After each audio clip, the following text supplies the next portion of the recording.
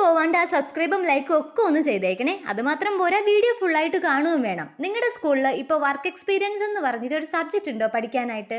എക്സാമും കഴിഞ്ഞത് സ്കൂളും അടയ്ക്കാറായി. ചേച്ചി ഇപ്പോഴാണല്ലേ സബ്ജക്റ്റിനെ പറ്റി അന്വേഷിക്കുന്നതെന്നായിരിക്കും നിങ്ങൾ ആലോചിക്കുന്നത്. വേറൊന്നുമല്ല, ഞാൻ സ്കൂൾ കഴിഞ്ഞിറങ്ങിയിട്ട് കുറച്ച് നാളായി. അതുകൊണ്ട് ഇപ്പോഴത്തെ സ്കൂളിലെ സബ്ജക്റ്റിനെ പറ്റിയൊന്നും എനിക്ക് വലിയ പിടുത്തമില്ല.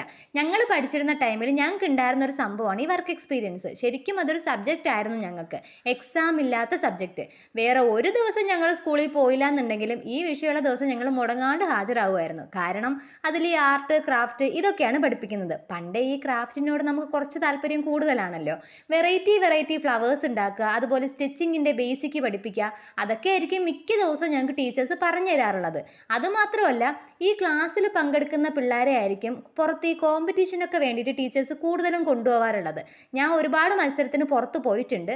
പക്ഷെ അതൊന്നും ഈ ഫ്ലവേഴ്സ് ഉണ്ടാക്കുക അതൊന്നുമല്ല, ഞാൻ കൂടുതലായിട്ടും വേസ്റ്റ് മെറ്റീരിയൽ ക്രാഫ്റ്റിനായിരിക്കും പേര് കൊടുക്കാറുള്ളത്.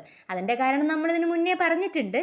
കാരണം എന്താ, അന്ന് നമ്മുടെ കയ്യിൽ ഈ ക്രാഫ്റ്റ് ചെയ്യാനായിട്ട് കൂടുതലും ഉണ്ടാവാറുള്ളത് ഗമ്മ്, ഈർക്കില്, കത്രിക ഇതൊക്കെ ആയിരിക്കും.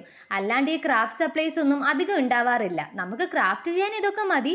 പക്ഷെ നമ്മൾ പുറത്തൊരു കോമ്പറ്റീഷന് പോകുമ്പം ഇത് മാത്രം പോരല്ലോ, കുറച്ച് വേറെ പ്രോഡക്ട്സും കൂടെ വേണ്ടേ. അതുകൊണ്ടാണ് ഞങ്ങൾ കൂടുതൽ ഈ വേസ്റ്റ് മെറ്റീരിയൽ ക്രാഫ്റ്റ് തിരഞ്ഞെടുക്കാറുള്ളത്. കാരണം നമ്മുടെ ചുറ്റിനും ഒന്ന് കണ്ണോടിക്കുമ്പോഴത്തേക്കും ഒരുപാട് സാധനങ്ങൾ നമുക്ക് കിട്ടും. അതിൽ നിന്ന് യൂസ്ഫുൾ ആയിട്ട് കുറേ സാധനങ്ങൾ ഉണ്ടാക്കാം. പക്ഷെ അന്ന് ടീച്ചേഴ്സ് പറഞ്ഞു തരുന്ന ഒരു ഈസി ഫ്ലവറാണ് ഇപ്പം നമ്മൾ ചെയ്തത്. അപ്പോൾ നിങ്ങൾ എന്തായാലും ഇപ്പോൾ കയ്യിൽ പേപ്പർ ഉണ്ടെന്നുണ്ടെങ്കിൽ ട്രൈ ചെയ്ത് നോക്കാൻ മറക്കണ്ട. വീഡിയോ ഇഷ്ടപ്പെട്ടിട്ടുണ്ടെങ്കിൽ സബ്സ്ക്രൈബും ലൈക്കും കമൻറ്റും ഒക്കെ ചെയ്തേക്കാം. നെക്സ്റ്റ് വീഡിയോ എന്ത് വേണമെന്ന് കമൻറ്റ് ബോക്സിൽ പറഞ്ഞാൽ മതി. അപ്പോൾ പിന്നെ എല്ലാവർക്കും ബൈ.